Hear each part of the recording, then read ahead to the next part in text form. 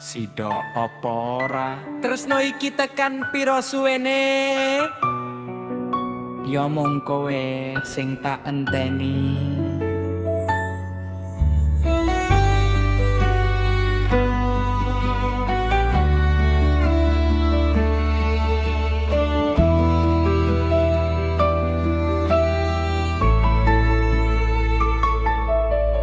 Wingi kowe janji ning ngarep omahku, ngomong tresno ora bakal luntur wektu. Nanging saiki kowe malah meneng wae, ora ono kabar, atiku loro tenan kae.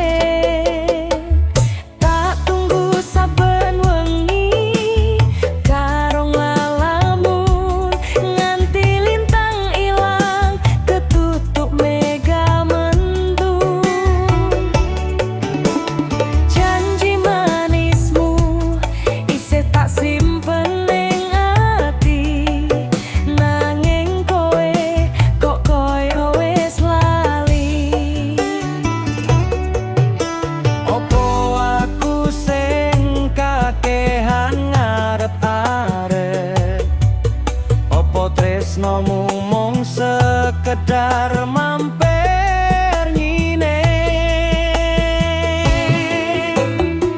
Sida apa ora hubungan iki? Kowe serius apa mung dolanan ati?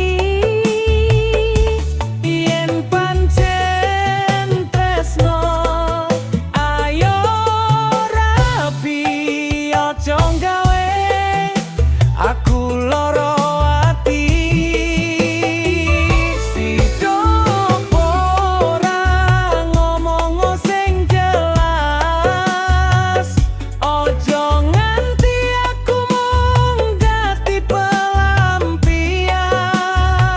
Yen pancen ora yo wis tak ikhlas, nanging ojo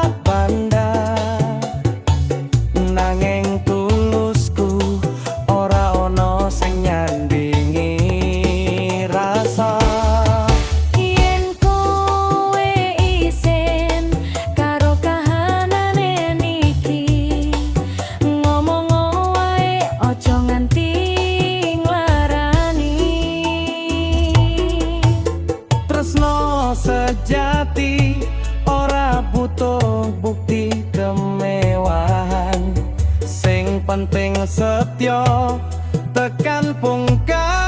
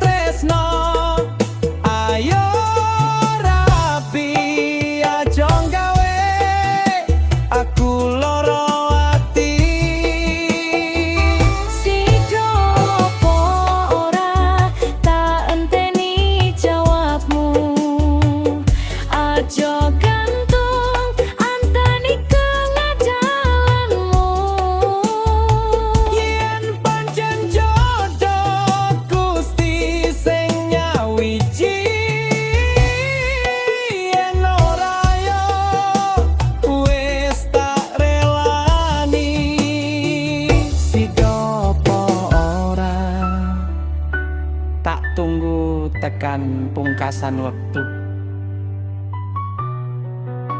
Tresno iki mung kanggo sliramu.